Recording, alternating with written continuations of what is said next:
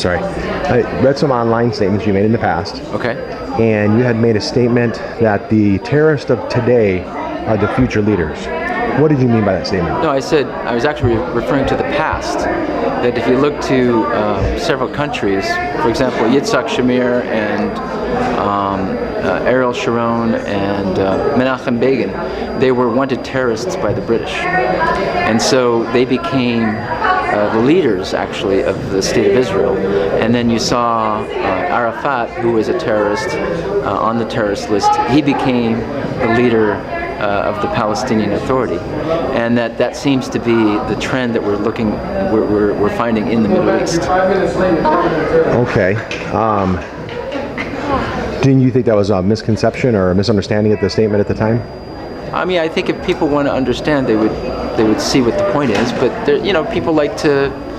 Those who want to play politics with it, of course, you can always take something and spin it in your own way. Sure. Yeah. Well, it's out there, so it's want to get some clarification from you as to what you meant at the time. Our clarification is we denounce terrorism as a means for change in the Middle East. We feel, number one, it's immoral. Number two, it's counterproductive. So in terms of pragmatism, it always hurts the people more than any. If there is any help, and we believe that nonviolent means of achieving change is the best way, and we also believe that war is not an option in the Middle East. We believe that wars in the Middle East are also counterproductive, and they never bring about any solution in the Middle East. What about condemning the Muslim Brotherhood? Do you feel the same way as Dr. Mahout believes, as far as he doesn't necessarily associate with them anymore, but will you today here with me condemn the Muslim Brotherhood? No, it's not an issue of condemnation. We disassociate from them. We're not part of them. We're not going to endorse them, and we're not going to condemn them. Okay. They are the problem of the people of Egypt. We want the people of Egypt to decide what to do with their political parties, including and starting with the Muslim Brotherhood.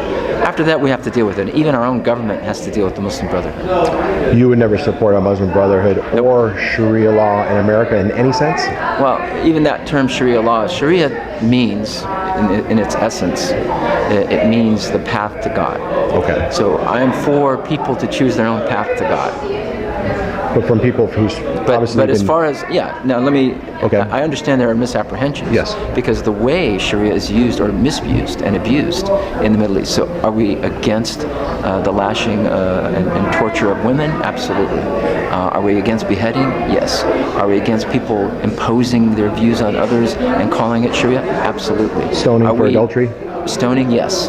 Are we? You wouldn't support it. We don't. We've already gone out and said we don't support it. Not only do we not support the punishment, we also don't support the process because it usually harms the woman. Yes. Like if she's raped and she can't prove it, then she is found guilty of adultery. Then she gets punished, and the rapist gets. If she doesn't have 4 witnesses.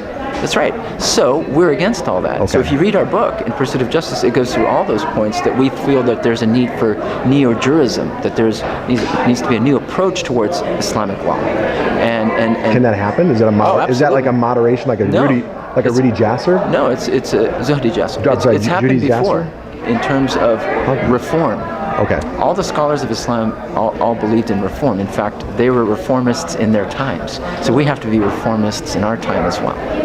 But so just to replicate a law that took place 11 centuries ago in a different country is not Islamic law. It's not jurisprudence. There needs to be jurisprudence. So that's what we're calling for. I see. So how can you distance yourself, or is there any commonality between Judy Jasser and MPAC, or actually yourself? Actually, there's a lot in common between us and Zuhdi. It's just he has a different political agenda, with the Peter Kings and all that. That's where we disagree with him on. But in terms of the need for reform, absolutely.